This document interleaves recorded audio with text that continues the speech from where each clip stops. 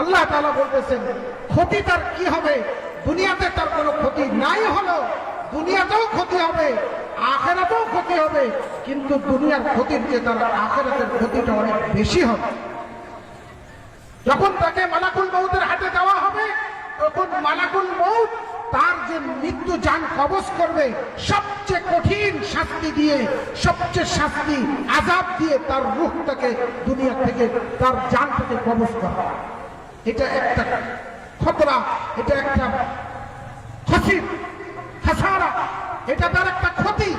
এই ক্ষতির থেকে তাকে কেউ বাঁচাতে পারবে না। সারা জীবন শুধু হারাম হারাম করে গেলাম, আল্লাহ আল্লাহ রাসূলের কথা আমি শুনলাম না, মানলাম না, আলেম ওলামার কথা ধার ধারলাম না। এক নম্বর শাস্তি হবে মৃত্যুর সময়, কঠিন শাস্তি হবে, কঠিন আযাব হবে। আর একদিন সুযোগ হলে ولو ترى إذ المجرمون ناكسوا رؤوسهم عند ربهم আল্লাহ বলেন ওই সমস্ত মানুষগুলো যারা দুনিয়াতে আল্লাহর কথা শুনতো না, আল্লাহর আদেশ মানত না, আল্লাহর নিষেধ মানত না, এই সব মানুষগুলো অবনত মস্তকে হাসরের ময়দানে তাদেরকে দাঁড় করানো হবে। নাকিসু রুউসিহিম ইনদা রাব্বিহিম, যারা দুনিয়াতে আল্লাহর কথা শুনতো, যারা দুনিয়াতে কোরআনের কথা শুনতো, দোস্ত তারা হাসরের মাঠে সরাসরি আল্লাহকে দেখতে পাবে, আল্লাহ দিকে তাকায় থাকে এবং আল্লাহর নূর তাদের উপরে বর্ষিত হয়। আর এরা যারা দুনিয়াতে হারাম থেকে বাঁচত না, এরা মুজরিম, আল্লাহর নিষেধ থেকে তারা নিজেকে বাঁচিয়ে রাখতো না, তাদের অবস্থা হবে তাদের মস্তক নিচের দিকে থাকে, জাহান্নামের ভিতরে তাদেরকে নিক্ষিপ্ত করা হবে।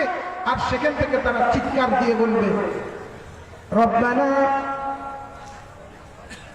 আবসারনা ওয়া সামি'না ফারজি'না না'মাল সালিহান ইন্না মুকিনুন। আল্লাহ কোরআন হাদিসের সব কথা সত্য, আগে শুনি নাই, এখন শুনছি, দেখছি, শাস্তি আযাব সব সত্য, আল্লাহ সব সত্য, আর সহ্য করতে পারতেছি না, এই শরীরে আর বরদাস্ত হয় না, এই শরীরে আর আগুন আর শাস্তি আর মারধর সহ্য হচ্ছে না। আবসারনা ওয়া সামি'না ফারজি'না না'মাল সালিহান।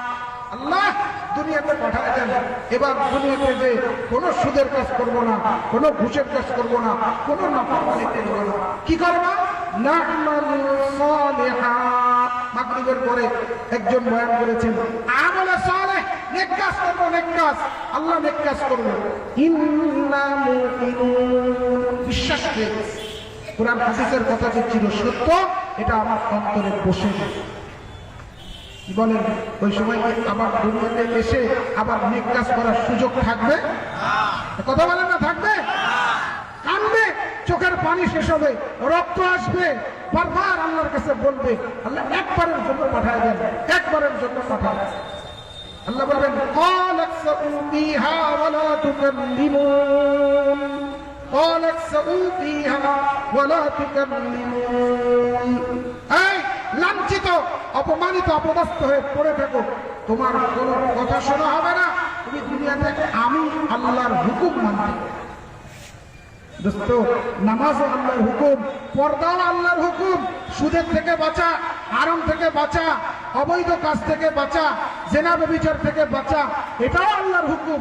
আবার কোরআন সহি করে শিক্ষা করা, এটাও আল্লাহর হুকুম। কোরআন সহি করে শিক্ষা করা কার হুকুম? আল্লাহ। আল্লাহ বলেন তোমাদের মতন লোক দিয়ে لَأَعْطَيْنَا كُلَّ نَفْسٍ هُدَاهَا وَلَكِنْ حَقَّ الْقَوْلُ مِنِّي لَأَمْلَأَنَّ جَهَنَّمَ مِنَ الْجِنَّةِ وَالنَّاسِ أَجْمَعِينَ। পুরা জাহান্নামকে আমি অবশ্যই অবশ্যই নাফরমান, মুজরিম, দোষী যারা দুনিয়াতে আমার আদেশ মানত না, এদেরকে দিয়ে আমি জাহান্নাম পরিপূর্ণ করে দেব। এরপরে জাহান্নাম বলবে হাল মিন মাজিদ, আল্লাহ আরো আছে, আরো আছে। তাকুলু হাল মিন মাজিদ, আরো আছে আল্লাহ, আরো কি কিছু দেন নাফরমানদেরকে, আমি তাদেরকে জ্বালাই শেষ করে দিই। আল্লাহ বলবেন যে আরে আর নাই, সব শেষ, সবগুলোরে দিয়ে দিছি ভিতরে।